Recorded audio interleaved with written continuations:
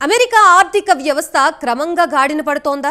ఈ వారంలో జరిగే ఫెడ్ రిజర్వ్ అంటే అక్కడి సెంట్రల్ బ్యాంకు కీలక వడ్డీ రేట్లు తగ్గించే అవకాశం ఉందని అమెరికా మీడియాలో పెద్ద ఎత్తున వార్తలు వస్తున్నాయి.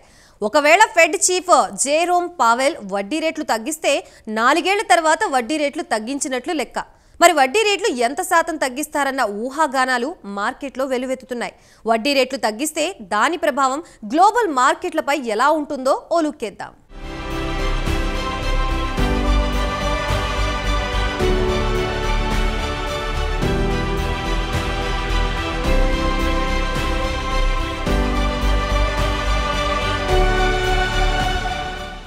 అమెరికాకు జలుబు చేస్తే యావత్ ప్రపంచానికి జ్వరమొచ్చినట్టు అమెరికాలో ఏది జరిగినా దాని ప్రభావం యావత్ ప్రపంచంపై ఉంటుంది. అలాగే అక్కడి ఫెడరల్ రిజర్వ్ లేదా సెంట్రల్ బ్యాంక్ ద్రవ్య పరపతి సమీక్షా సమావేశం బుధవారం నాడు జరగనుంది.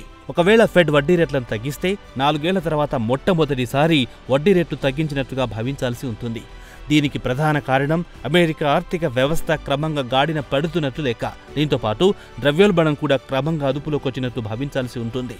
ఇక అసలు విషయానికి వస్తే అమెరికా ప్రెసిడెన్షియల్ ఎన్నికలు జరగడానికి 2 నెలల కంటే ముందే వడ్డీ రేట్లు తగ్గించడం విశేషం.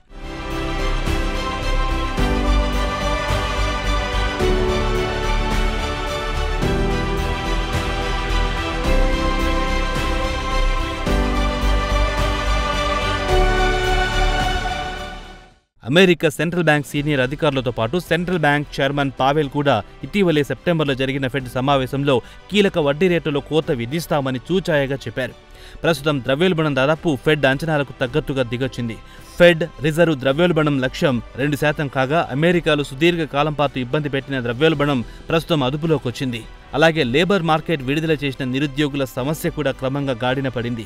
ప్రస్తుత పరిస్థితిలో వడ్డీ రేట్లు తగ్గించడానికి అనుకూలంగా ఉన్నాయనేది మాత్రం వాస్తవం. ఇక ఫెడ్ అధికారులు మంగళవారం బుధవారం సమావేశమై ఎంత శాతం వడ్డీ రేట్లు తగ్గించాలనే అంశంపై పెద్ద ఎత్తున చర్చించి ఓ నిర్ణయానికి వస్తారు.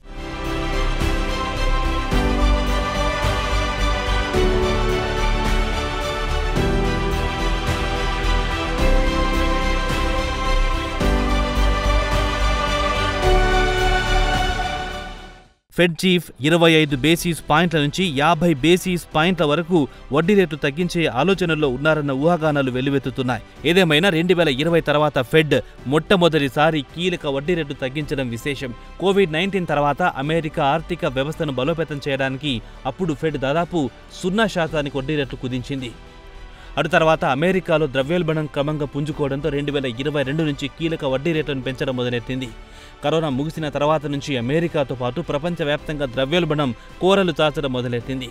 యుక్రెయిన్ రష్యా యుద్ధం తర్వాత చమురు ధరలతో పాటు ఆహార పదార్థాల ధరలు విపరీతంగా పెరిగాయి. దీంతో ఫెడ్ వడ్డీ రేట్లను 2 దశాబ్దాల గరిష్టానికి గత 14 నెలల కాలంలో 5.25% నుంచి 5.50% పెంచింది.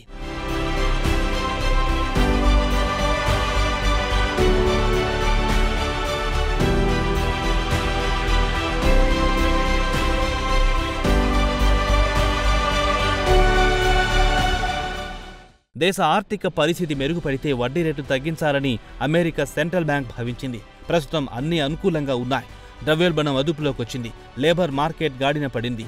అమెరికా ఆర్థిక వ్యవస్థ క్రమంగా పుంజుకుంటోంది. దీంతో వడ్డీ రేట్లు తగ్గించడానికి ఇదే సరైన సమయమని భావించింది ఫెడ్.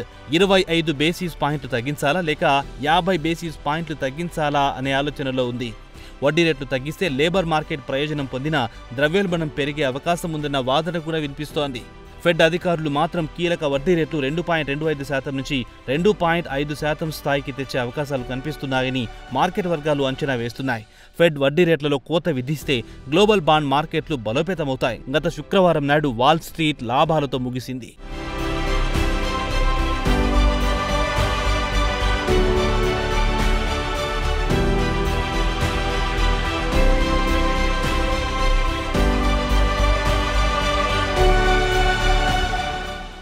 అమెరికాలో బ్యాంక్ వడ్డీ రేట్లు తగ్గాయంటే అభివృద్ధి చెందుతున్న దేశాల సెంట్రల్ బ్యాంకులు కూడా వడ్డీ రేట్లు తగ్గించే పనిలో పడతాయి. రాయిటర్స్ నిర్వహించిన పోల్లో 18 అభివృద్ధి చెందుతున్న దేశాల మార్కెట్లు అప్పుడే వడ్డీ రేట్లు తగ్గించే పనిలో పడ్డాయి. అయితే కొన్ని మార్కెట్లు అమెరికా ఎన్నికల వరకు వేచి చూసే ధోరణిలో ఉన్నాయి.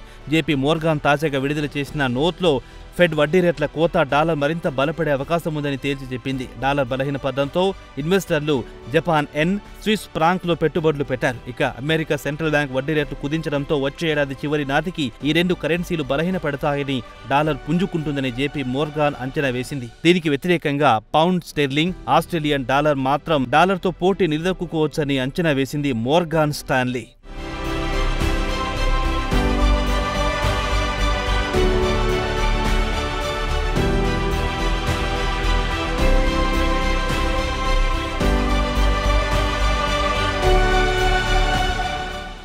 ఇప్పటి వరకు వృద్ధి రేట్ల భయంతో గ్లోబల్ మార్కెట్లు బలహీనంగా తేడయ్యేవి. ఇక్కడి నుంచి క్రమంగా పుంజుకుంటాయని మార్కెట్ వర్గాలు అంచనా వేస్తున్నాయి. అమెరికా జాబ్ మార్కెట్ డేటా బలహీనపడడంతో ఆగస్టు నెలలో గ్లోబల్ మార్కెట్లు 6% వరకు క్షీణించాయి. ఇక ఆ మార్కెట్లు కూడా క్రమంగా పుంజుకుంటాయి. ఇక ఇండియన్ మార్కెట్ల విషయానికి వస్తే సోమవారం నాడు లాభాలతో ట్రేడ్ అయ్యాయి.